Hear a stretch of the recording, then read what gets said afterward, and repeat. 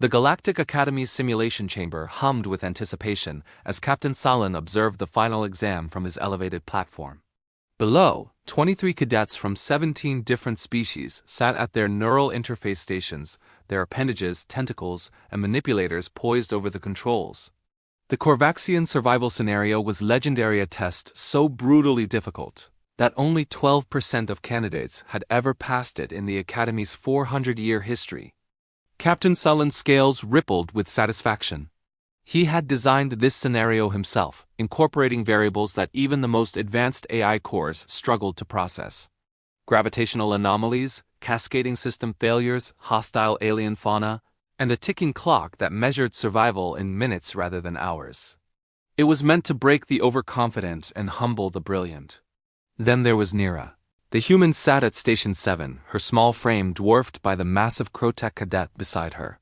She had been an oddity since her arrival 3 cycles ago, quiet, unassuming, and disturbingly unremarkable in a cohort of the galaxy's finest military minds.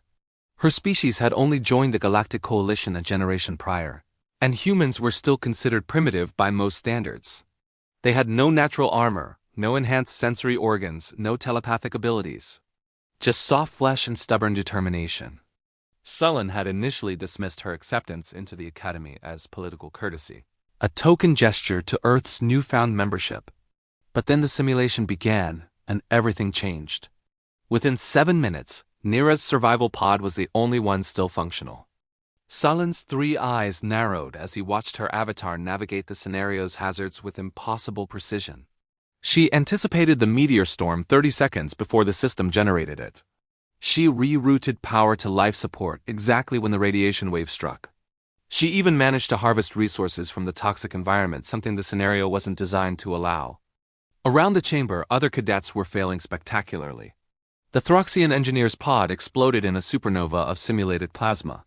The Zentari twins, usually inseparable and tactically brilliant, watched their shared consciousness fragment as their pod systems collapsed.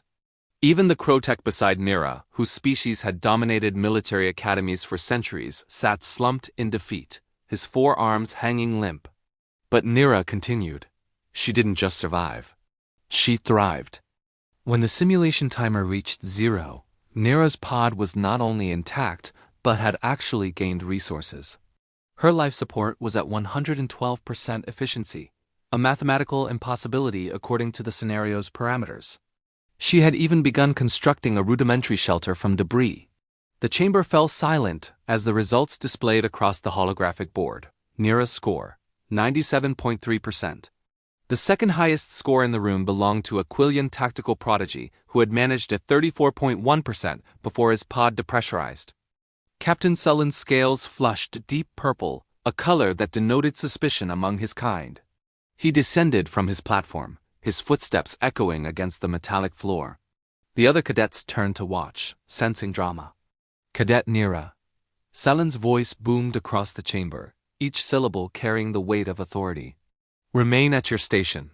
The human looked up, her face betraying no emotion.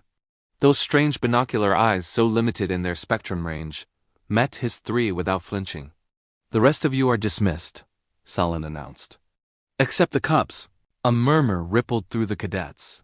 Cubs was the Academy's term for junior instructors and teaching assistants, advanced students who helped evaluate and grade assignments. 3 of them stepped forward, a Zentari analyst, a Vrolic engineer, and a Veshan combat specialist. As the other cadets filed out, casting curious glances back at Nerra, Salen approached her station. The Cubs flanked him, their expressions ranging from curiosity to outright hostility. The Veshan, in particular, seemed eager for confrontation. Her species prided themselves on martial excellence, and a human outperforming the entire cohort was a personal affront. Your performance was extraordinary, Cadet Nerra, Salen began, his tone carefully neutral. Too extraordinary, Nerra stood, clasping her hands behind her back in military posture. Thank you, Captain. That was not a compliment. It was an accusation. Salen gestured to the Cubs. We have reviewed your simulation logs. You made decisions that should have been impossible without prior knowledge of the scenarios. Algorithm. The Zentari Cub stepped forward, pulling up a holographic display. You predicted 17 randomly generated events with perfect accuracy. The probability of such prescience is less than 0.0003%. You rerouted power systems using pathways that aren't included in standard academy training, the Vrolic engineer added, his mechanical voice tinged with suspicion. The Dushan simply crossed her forearms. You cheated, human. Admit it. Nerra's expression remained calm, but Sullen noticed something curious. The corners of her mouth twitched upward. Not with guilt, but with something else. Amusement? I did not cheat, Captain, Nerra said simply. Then explain how you achieved the impossible, Sullen demanded. Nerra glanced at the cubs, then back at Sullen. May I demonstrate? Sullen's scales rippled uncertainty, but he nodded. Proceed. Nerra walked to her station and pulled up the simulation logs. With swift gestures, she began annotating the timeline, her fingers dancing across the holographic interface. Here, she pointed to the 7-minute mark. The meteor storm. I predicted it because the gravitational readings showed a 0.3% fluctuation 30 seconds prior. Standard sensors would miss it, but I was monitoring secondary radiation patterns. Impossible, the Zentari cub interjected. That data stream isn't even displayed in the cadet interface. No, Nerra agreed. But it's embedded in the background noise of the primary sensor feed. I learned to extract it, she continued, moving through each seemingly impossible decision. The power reroute? She had memorized the schematics of 17 different pod models and recognized which ones she'd been assigned by the startup sequence's harmonic frequency. The resource harvesting? She had cross-referenced the toxic element signatures with her biochemistry training and realized that 3 of the compounds could be safely combined using electrolysis from the pod's backup battery. With each explanation, the cub's expressions shifted from suspicion to disbelief to something approaching horror.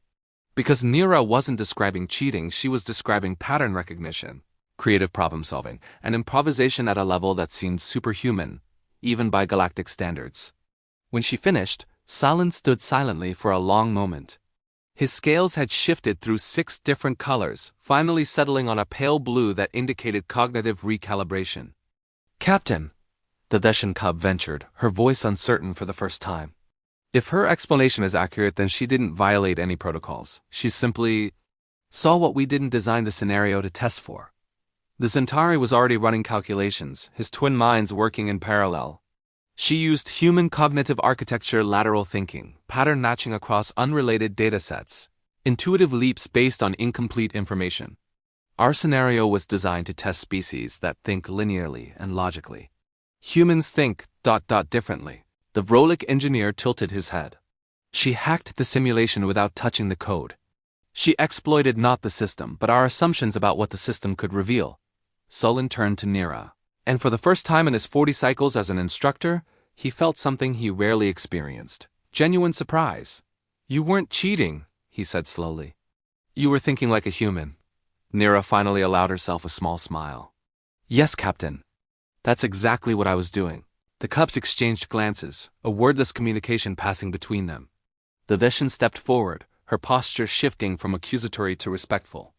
We owe you an apology, Cadet Nerra, she said formally.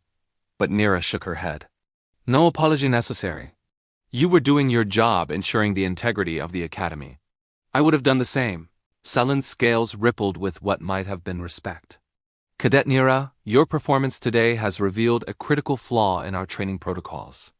We have been preparing warriors to think like us. Perhaps we should be teaching them to think like you. As Nerra gathered her belongings, the cubs clustered around her station, pulling up her simulation logs with newfound fascination. The Zentari was already muttering about incorporating human-style lateral analysis into the curriculum. The Vrolic wanted to interview her about improvisational engineering. Even the Theshan seemed eager to learn. Captain Sullen watched as the small human left the chamber, surrounded by cubs who now pulled her toward her desk not in accusation, but in admiration. They peppered her with questions, their earlier hostility transformed into genuine curiosity. He realized then what the Galactic Coalition had failed to understand about humanity. They weren't remarkable because they were strong, or technologically advanced, or blessed with natural weapons. They were remarkable because they saw possibilities where others saw limitations. They found solutions in chaos. They turned impossible scenarios into mere problems to be solved. Perhaps that was humanity's true gift to the galaxy, not their strength, but their stubborn refusal to accept that anything was truly impossible. And perhaps that, Salin reflected, was the most terrifying advantage a species could possess.